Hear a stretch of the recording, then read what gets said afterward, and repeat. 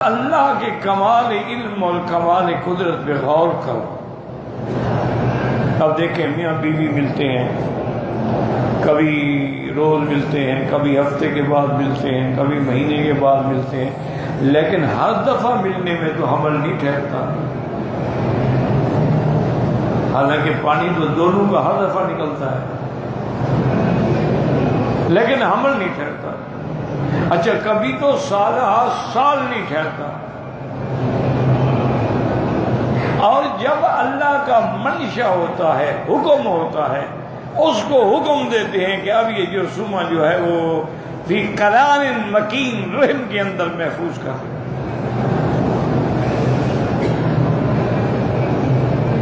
اچھا رحم کو کیسے پتہ لگتا ہے کسی کو میں نے محفوظ کرنا؟ اس کو کس نے علم دیا ہے؟ کوئی ڈاکٹر سکھاتا ہے اس کو؟ باقی کو تو محفوظ نہیں کرتی، اسی کو محفوظ کرتی ہے جسے بچہ بننا ہے۔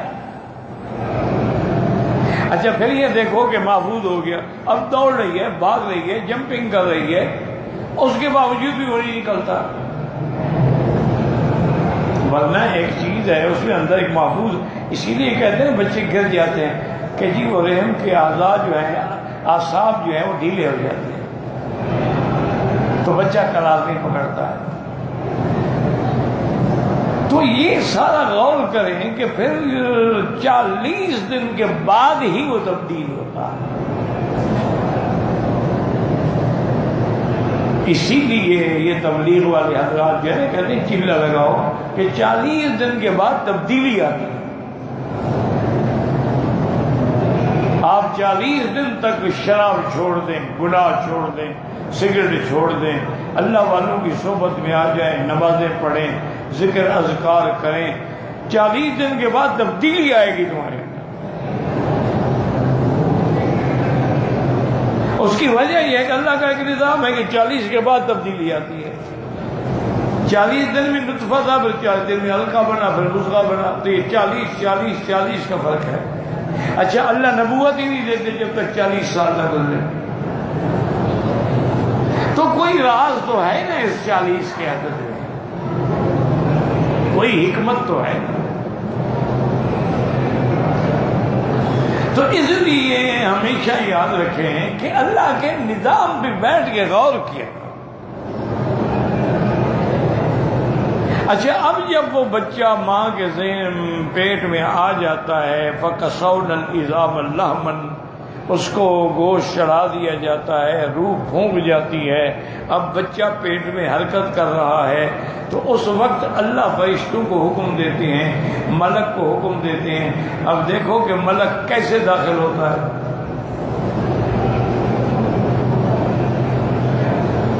اور پھر فرشتہ پوچھتا ہے کہ یا اللہ یہ لڑکا ہے یا لڑکی ہے؟ فرشتہ باوجود داخل ہونے کے بھی نہیں جانتا۔ یہ تو کہتے ہیں نا کہ قبر میں فرشتے کیسے آئیں گے اور ماں کے اندر کیسے آئیں گے؟ تو اس کا مسئلہ تو سمجھ لو، قبر والا تو پھر بھی بڑی ہے قبر، ماں کی رحم کتنی ہے۔ پھر وہ ہر باوجود اس کے نہیں جانتا، پوچھتا ہے اللہ یہ لڑکا ہے کہ لڑکی؟ فرمایا لڑکا ہے۔ یا اللہ یہ سعید ہے یا بدبخت ہے؟ لکھو رزق کتنی ہے، عمر کتنی ہے، سب لکھا جائے۔ یہ کمال ہے کہ بچہ پیدا نہیں ہوا، سب کو چلنا ملے۔ اسی طرح تم کبھی غور کرو کہ انسان مرد ہو یا عورت ہو 24 گھنٹے میں کتنا لیٹر تقریباً پیشاب کرتا ہے۔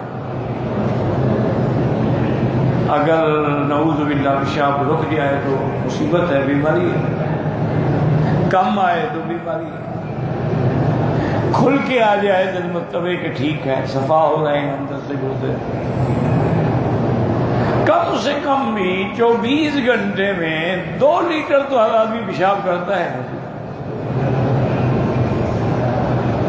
لیکن پیشاب کرنے پر غسل نہیں ہے، وضو ہے، استنجا کرو وضو کر لو۔ اچھا میاں بیوی ملتے ہیں کتنا پانی نکلتا ہے؟ لیٹر ہوتا ہے، چند قطرے ہیں۔ غسل ہے. یعنی اگر چند تولے نکلے مادہ منویہ تو غسل ہے. یہاں لیٹر کے حساب سے پیشاب نکلے تو غسل نہیں ہے. اس کی کیا وجہ ہے؟ تو اس کی بات سمجھیں. جیسے کہ ابھی آپ حدیث میں پڑھ رہے ہیں, اس کی وجہ ہے کہ نطفہ جب قرار پکڑتا ہے نا پورے بدن میں گھومتا ہے, پھر جا کے قرار پکڑتا ہے. کیونکہ وہ پورے بدن میں گھومتا ہے, اس کے لیے غسل بھی پورے بدن کا ہونا چاہیے. پیشاب پورے بدن میں نہیں گھومتا ہے. وہ تو ایک گردوں سے آیا مسانے میں ہے, مسانے کی بلیڈر میں ہے, اس کے بعد باہر نکل گیا. لیکن یہ نطفہ ہے کہ جو بالکل پورا دورہ کرتا ہے سر سے لے کر پاؤں تک, اور ہر تاریخ کو یہ الگ جگہ پر ہوتا ہے. یعنی آج 15 محرم ہے تو بھائی آج وہ نطفہ کہاں ہوگا, شہوت کا مادہ کہاں ہوگا. اسی لیے یہ علم جو ہے نا لوگ پڑھتے ہیں, کتابیں پڑھتے ہیں. تو بہرحال معنی یہ ہے کہ پورے بدن میں گردش کرتا ہے, اسی لیے حکم ہے غسل بھی پورے بدن کا ہو. تو یہ ساری چیزیں اللہ کے سوا کون جانتا. اچھا آگے اللہ پاک یہ فرماتے ہیں کہ وَمَا تَغِيظُ الْأَرْحَامُ وَمَا تَزْدَادُ. تغیظ کا معنی ہے سکڑنا, تزداد کا معنی ہے بڑھنا. یاد رکھو. اب اس کا کیا مطلب ہوا؟ یعنی یہ بھی اللہ جانتے ہیں کہ رحم کو کتنا ہم نے سکڑنا ہے اور کتنا بڑھانا ہے. جتنا پہلے نطفہ ہے نا, پھر تھوڑا ہلکا بڑھا, پھر دوسرا بنا, پھر اس پہ گوشت چڑھایا گیا, تو اتنا رحم بھی بڑھتی جاتی ہے. تو یہ اس کی کمی اور زیادتی جو ہے اللہ کے سوا کوئی نہیں جانتا. وما تغیظ الارحام وما تزداد. اسی لیے کتابوں میں آتا ہے کہ اگر مینا کی سرزمین میں تم چھیڑ چھاڑ نہ کرو, اس کو اس کے اپنے حالت پہ چھوڑ دو. جیسے کہ حضور نے فرمایا تھا من سبق, جو پہلے آیا اس کا حق ہے. تو کہتے ہیں کہ مینا کے اندر بھی یہ خصوصیت ہے, جیسے ماں کی رحم بھی یہ خصوصیت رکھی ہے. کمزور بچہ ہو تو اتنا کھلتی ہے, بچہ موٹا تازہ ہو تو اتنا کھلتی ہے, 10 پاؤنڈ کا بچہ ہو تو اتنا کھل جاتا. تو یہ سرزمین مینا بھی ایسی ہے کہ کیا مطلب جتنے آدمی آئیں گے سب اس میں سما جائیں گے. انہوں نے کہا یہ بھی اس کی خصوصیت ہے. لیکن اب ہم نے خود چونکہ چھیڑ دیا تو لہٰذا وہ برکت ختم ہو گئی. کیونکہ ہمارا ایکان جو ہے وہ تو اب ہم نے بلڈنگیں بنائی, جگہ بنائی, یہ کیا, تو وہ بات تو نہ رہی. اگر ہم اللہ پہ یقین کرتے ہوئے ان کو اسی حالت میں چھوڑ دیتے جس حالت میں حضور پاک کے زمانے میں تھی, تو کبھی بھی الحمدللہ کمی نہ آتی. اس لیے اللہ فرماتے ہیں